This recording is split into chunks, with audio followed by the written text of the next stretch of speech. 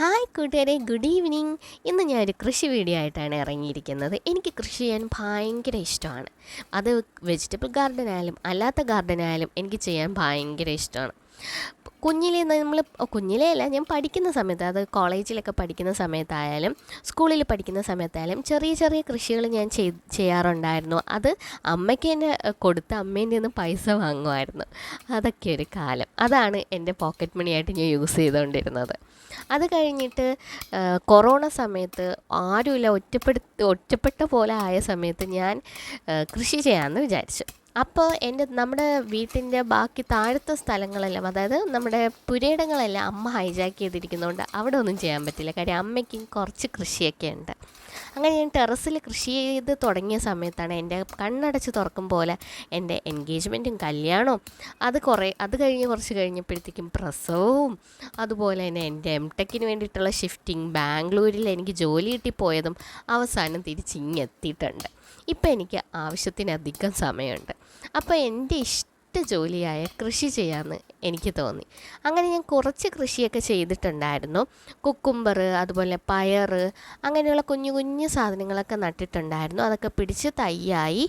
പിന്നെ കുറേയൊക്കെ പട്ടും പോയിട്ടുണ്ടായിരുന്നു. അത് പട്ടു പോകുമ്പോൾ നമുക്കൊരു വല്ലാത്ത വിഷമമാണല്ലേ. നമ്മൾ ഇത്രയും കഷ്ടപ്പെട്ട് ചെയ്യുമ്പോഴത്തേക്കും ഒരു വിത്ത് നമ്മൾ നട്ടത് പൊടിച്ച് മുളച്ച് വരുമ്പോൾ അമ്മക്ക് കിട്ടുന്ന സന്തോഷമുണ്ടല്ലോ, അത് പറഞ്ഞറിയിക്കാൻ പറ്റത്തില്ല.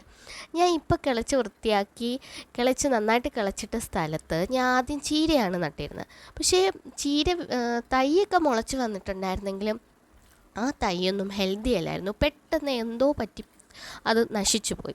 ആ സ്ഥലത്ത് നന്നായിട്ട് ഞാൻ കിളച്ച് ചാണകവും ചകിരിച്ചോറും എള്ളുപൊടിയും ഇട്ട് മണ്ണുമായിട്ട് മിക്സ് ചെയ്തിട്ട് എൻ്റെ കയ്യിലുണ്ടായിരുന്ന പാവലിൻ്റെയും പടവലത്തിൻ്റെയും വിത്ത് ഞാൻ ജസ്റ്റ് കൈവച്ച് തന്നെ കുഴിച്ചൊന്ന് ഇട്ട് കൊടുത്തിട്ടുണ്ട്.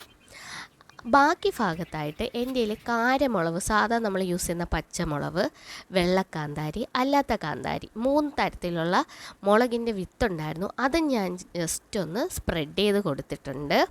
എന്നിട്ട് ഞാനത് മണ്ണുമായിട്ട് മിക്സ് ചെയ്തിട്ടിട്ടുണ്ട്. വേറൊന്നുമല്ല, ഇവിടെ കരിയിലക്കിളി കൂടുതലാണ്. അപ്പോൾ അവർക്ക് ഏറ്റവും ഇഷ്ടമുള്ള ആഹാരം ഈ മുളകുമാണ്. അതുകൊണ്ട് പിന്നെ ഞാൻ അവിടെയൊക്കെ നനച്ച്, അല്ലാതെ മുളച്ച് നിന്നിരുന്ന എൻ്റെ ചെടിയൊക്കെ ഞാൻ വളവും ഇട്ട് കൊടുത്ത് അവിടെയൊക്കെ നന്നായിട്ട് നനവ് ആവശ്യമാണല്ലോ നമ്മുടെ ചെടിയൊക്കെ, പ്രത്യേകിച്ച് ഇപ്പോൾ വേനൽക്കാലം ആയതുകൊണ്ട് തന്നെ. ഇതിനി മുളച്ച് വരുന്ന ദിവസങ്ങൾ ഞാൻ എണ്ണി കാത്തിരിക്കും. അത്രമാത്രം എക്സൈറ്റഡാണ്. നിങ്ങളും എക്സൈറ്റഡ് ആണ് എന്നുണ്ടെങ്കിൽ, ഇതിൻ്റെ അപ്ഡേറ്റ് കാണാൻ ആഗ്രഹമുണ്ടെങ്കിൽ സബ്സ്ക്രൈബ് ചെയ്ത് കൂടെ കൂടും.